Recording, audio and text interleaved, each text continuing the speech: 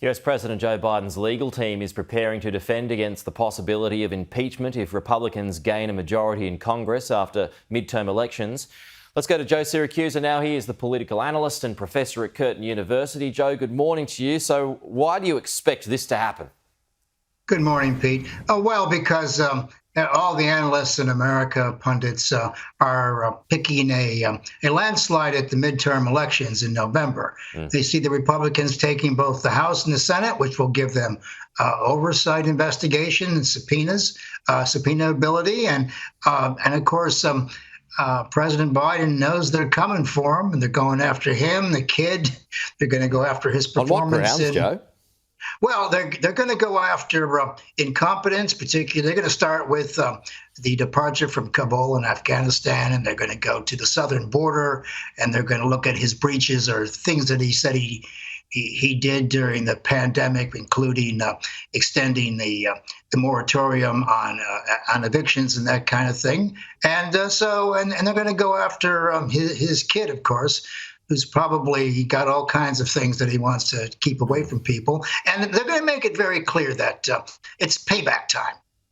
The only thing, Pete, that might save the president is the fact that they like Kamala Harris less than he does. So, that's his only protection. But there's no doubt about it that impeaching the president has now become the new blood sport in America. And I think Biden knows it's coming. He hired a very expensive fellow. He's going to be called special counsel, and his only job is to keep President Biden out of jail. The US Senate Republican leader Mitch McConnell expects the Senate to vote on a $40 billion US aid bill for Ukraine this Wednesday. The aid package has already been approved by the House of Representatives. It'd provide $7 billion more than President Biden originally requested in April, supplying military and economic assistance to Ukraine. The bill will include replenished weapon supplies for Ukrainian defence forces and aid to address the global food shortage caused by the war. Senator McConnell says the war in Ukraine is the most important event in the world right now. President Joe Biden has left for his first trip to Asia since taking office. He's scheduled to travel to South Korea and then Japan in a bid to strengthen ties with the nations and then send a message to China as well. US National Security Advisor Jake Sullivan says the administration is preparing for a possible long-range missile test by North Korea during the visit.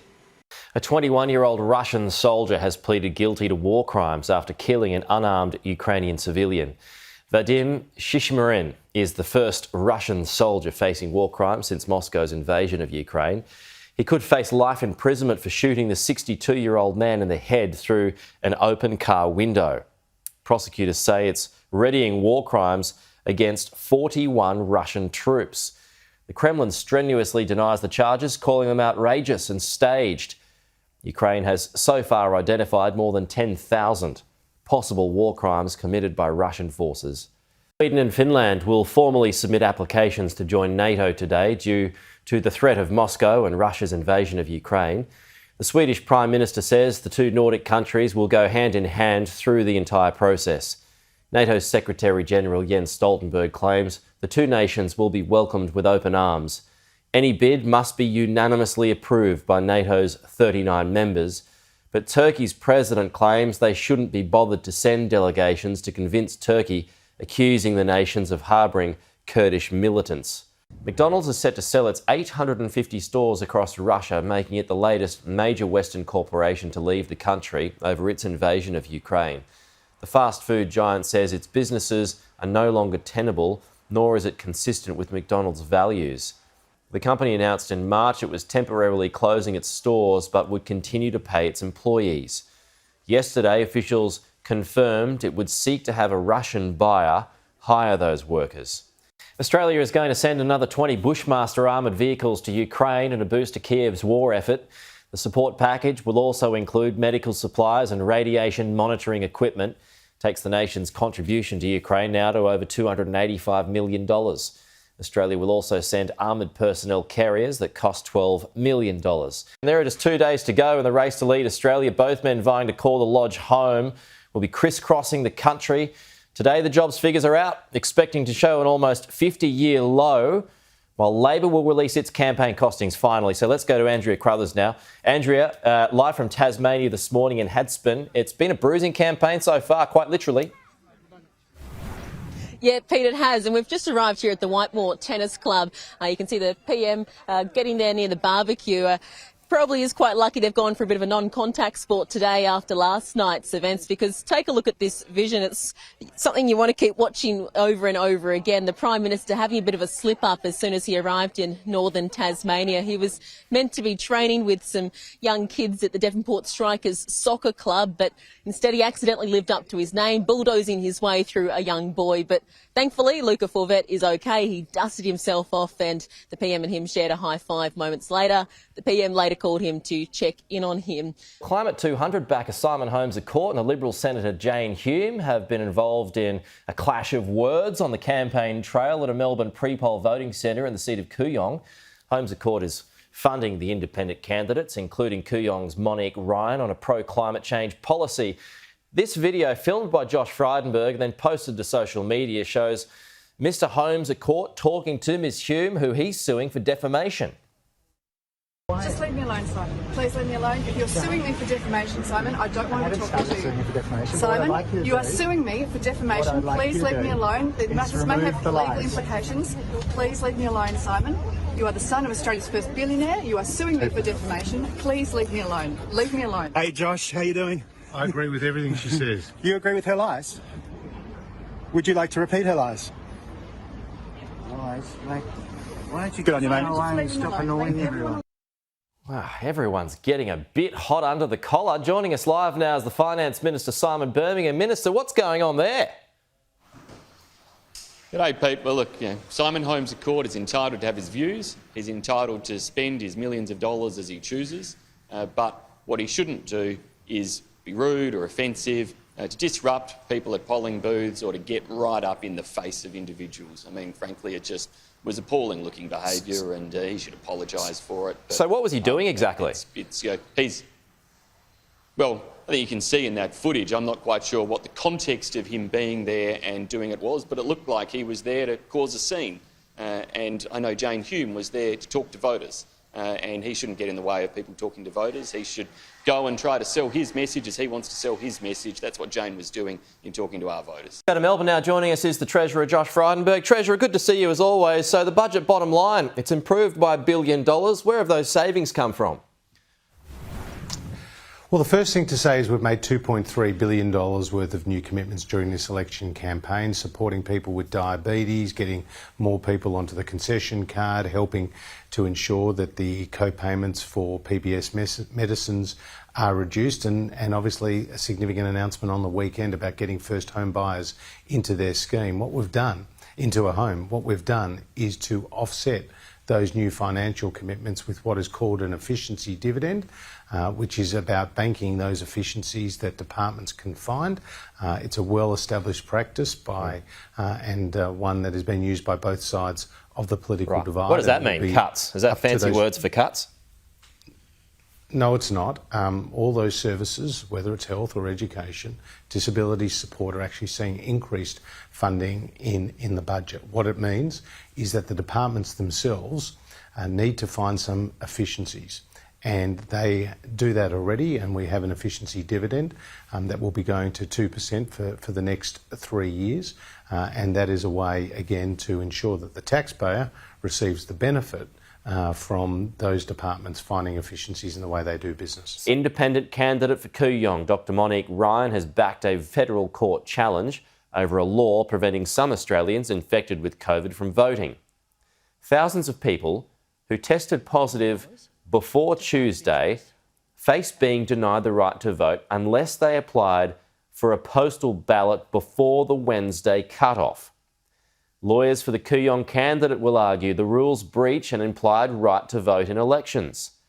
Dr Ryan believes the rule could apply to a significant proportion of local voters, which could swing the result in the tight race against the federal treasurer and incumbent Josh Frydenberg.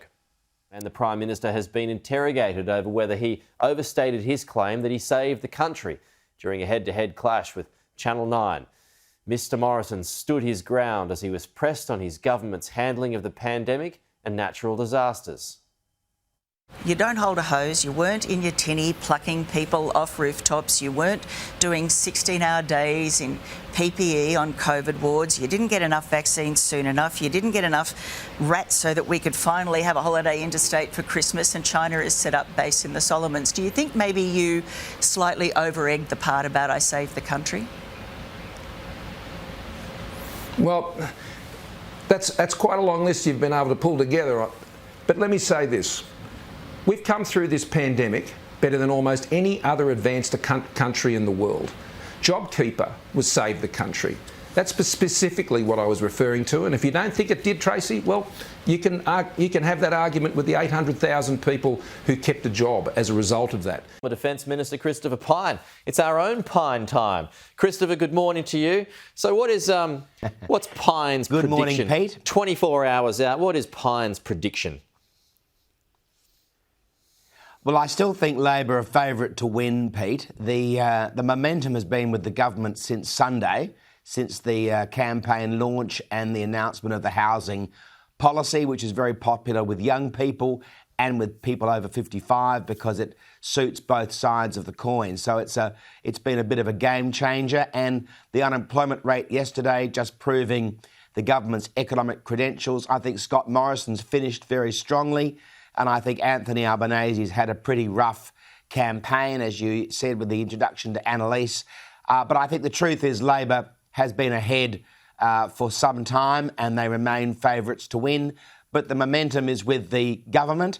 And as we saw in 2019, Scott Morrison pipped Bill Shorten at the post on election day, and anything could happen. But I would be surprised if Labor doesn't win. Labor announced yesterday, Barnaby, that it would cut money from the regions, clarifying that funds already allocated, though, would still proceed. Does that make it any better, in your opinion? No, because you take this community development grants, right? One of those things is Yipperinya with Aboriginal kids up in the Alice. I'll keep saying that because the Australian people got to know about this. Building boarding facilities so we can look after those kids, get them a bed, get them fed, give them security. That's a community development grant. What are you going to get rid of that? How about AIU, as I said, up in Townsville, autistic kids. That's a community development grant. You're going to get rid of that? And then we go to the socialing, up at Muswellbrook, the Rams rugby league ground, you know, and the rugby users as well as touch footy. It gets it into those towns and gives them something that they otherwise wouldn't get. Where you can say to all the people at the Muswellbrook, you're not entitled to that. Even my own electorate, another rugby league team, also called the Rams. You know, that's a community development grant. And the regionalisation fund, see, this I don't get about low-pay. They say, they're going to move people out of these jobs, which they don't want to move out. They get paid about $130,000, $140,000 a year, and then penalties on top of that. They don't want to move anywhere. They want to keep their job. We put a regionalisation fund in to try and grow the economy of the regions. So if you are talking about something else, you actually grow it, they can see it, they can make the choice to move to it. The Labor Party are getting rid of that, the regionalisation fund. And, of course, the Greens are all over them again like a bad suit. They've gone straight to Hell's Gate Dam, big dam, taking money out of that. We know that the Labor Party just does not have the ticker to build a dam because they're beholden to the Australian Greens. The Prime Minister has sought to win over voters at the Liberal Party's campaign launch in Brisbane with a new pitch to ease the housing crisis. Joining us live now is the Liberal MP and member for Wentworth, Dave Sharma. Dave, good morning to you. So let's start there. The Prime Minister, he's not at all popular in Wentworth, which is why he hasn't campaigned with you. But he says he'll change if he manages to win a second term. Is that enough to win over the people of Sydney's East? Well, I think what we need to win over the people of Sydney's East, the constituents of Wentworth, Peter, is the better policy offering, the better government offering, and more certainty and stability. And I think on any of those metrics, we've got a better offering than Labor under Anthony Albanese and the Labor Greens government, and we've certainly got a better set of metrics than under independents who don't have policies, they don't have costings, they don't have anything much more than slogans on a whole range of issues. And that's really the choice that voters in Wentworth facing as they are in similar seats. The Australian Electoral Commission has revealed an unprecedented level of fake election claims are being circulated online during this election campaign. At least 45 formal warnings have been issued For online election-related content, just under half are related to misinformation or disinformation about the electoral system. We've got online for the first time ever a disinformation register, and that's really helping, but a huge amount, even things like that we're using Dominion voting machines and that we're erasing people's votes and vote by pen. Some of it, frankly, I hate to be rude, but falls into the tin foil hat category. And others is just misinformation where people don't understand, but we're really trying to tackle it head on. A 19-year-old woman has become the youngest Australian to climb Mount Everest. Gabby Canizet and her mother reached the summit of the world's highest mountain at 4:30 in the morning on Saturday, just in time for sunrise. She set the new record age, 19 years, 68 days. Gabby had set her sights on scaling Everest at 14 years of age. And she was ready to take on the mountain in 2020, but of course she couldn't because of the COVID pandemic. So, well done, Gabby. Cody Simpson has completed his switch from pop star to elite athlete, qualifying for the Commonwealth Games and the World Championships. The 25-year-old finished third in the 100-metre butterfly in Adelaide last night to secure a dream call-up to the Dolphins, representing Australia on the world stage.